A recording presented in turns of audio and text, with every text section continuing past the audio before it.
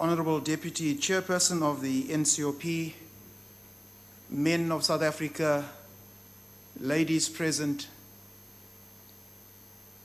honorable colleagues present, I want to greet you on behalf of the President of the African Christian Democratic Party, the Reverend Dr. Kenneth Meshwe, and also extend our thanks that the African Christian Democratic Party is able to participate in this men's parliament. Honorable Deputy Chairperson, as we consider and respond to the theme, institutionalizing a responsive men's movement, the ACDP is consciously aware of the constant danger and threat that both men and women face. From time immemorial, however, men have been under attack.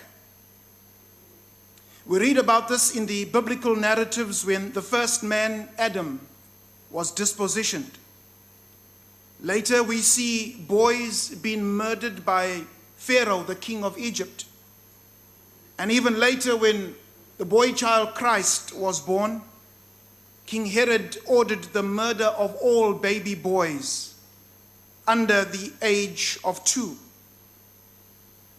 Today, it is our belief that not much has changed, because from the time the boy child is born, in fact, even before his birth, he has a target on his back. He is challenged in terms of his identity. He is challenged in terms of his role, his behavior, and place in society. He reads and hears about take a girl child to work and cries, "What about me?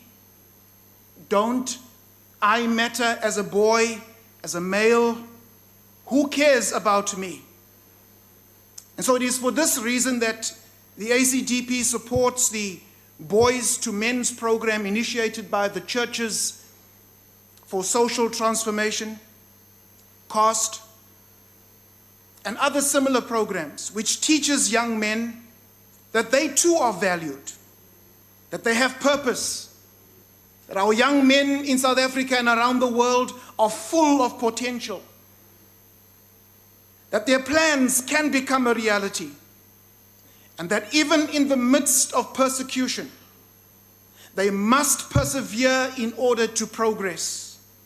We must teach our young men to use their physical attributes to honor, to respect, and to protect the girl child and the vulnerable amongst us. As we work towards institutionalizing a responsive men's movement, we must dismantle this negative narrative of the battle of the sexes. We have to ask ourselves the question, who created this battle? Who adds fuel to this discourse when we clearly were created equal, male and female?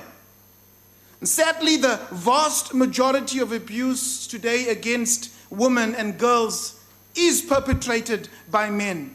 And this is in the form of sexual violence, including rape and sexual assault, as well as systemic, institutional, and cultural-based forms of violence. It is time to stop. It is time to stop the war. It is time to stop the battle. It is time to stop the violence. And it is time to break the silence. Plato once said, "Silence is consent." And in this context, the lack of appropriate response to violence against women and children and the girl child is a tacit approval of that violent action.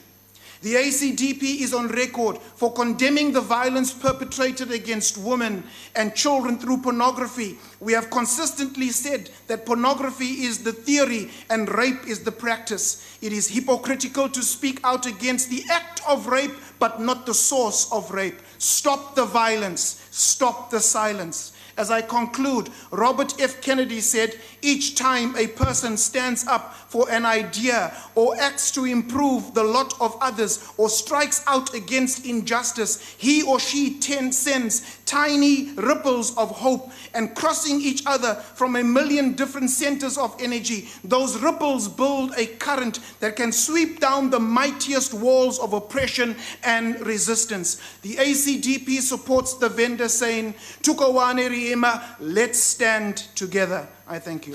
Thank you very much.